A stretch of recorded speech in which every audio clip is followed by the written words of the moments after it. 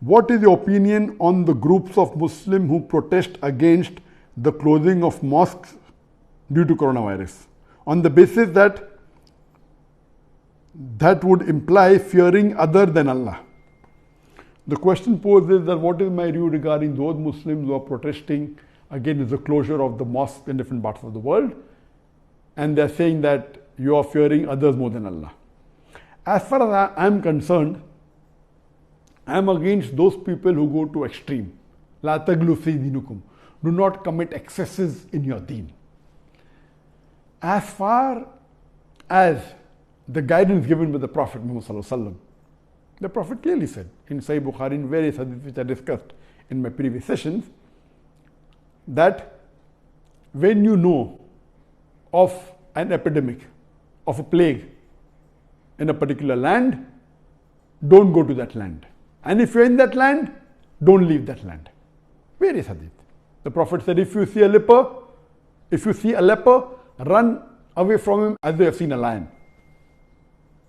So all these hadith says that we should stay away from contagious diseases. But the Prophet said, tie your camel and trust in God. Now what we have situation, as for the group of people who are against the closure of mosques, we'll discuss that later on.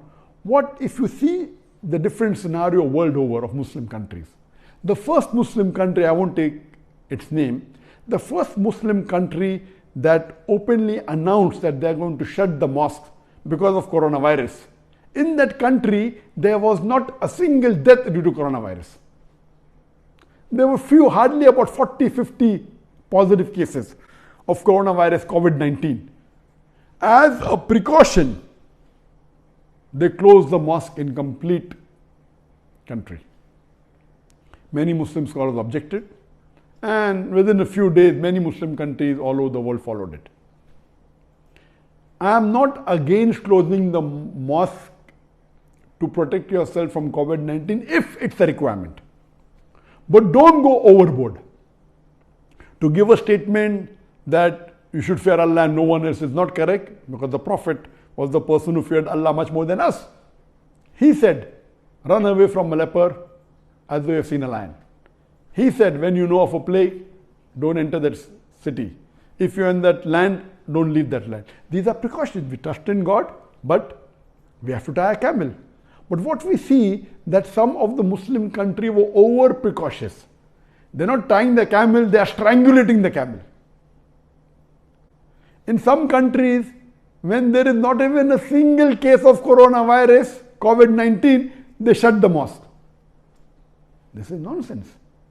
If there is a case where the cases are many and many people are infected, there are people who have died, and then you close the mosque after taking guidance from the medical experts and Islamic scholars. Only hearing the medical experts who don't know about the deen, who don't know about the religion, that how important it is to pray in the mosque, you cannot take the advice. Quran says, Fas'alu al-zikri in kuntum la ta'lamun. That if you don't know, ask the person who is knowledgeable. Surah Nahl chapter 16 verse 43.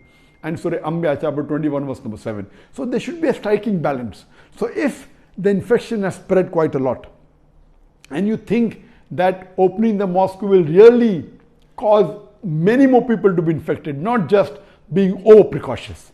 So there should be a striking balance between the two. So those people who are not bothered about prevention and telling that we should have faith in Allah, they are wrong.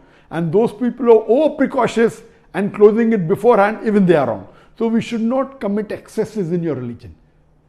Allah says in the Quran, La taglu fi dinukum. Do not commit excesses in your religion. Surah Nisa chapter 4 verse number 171.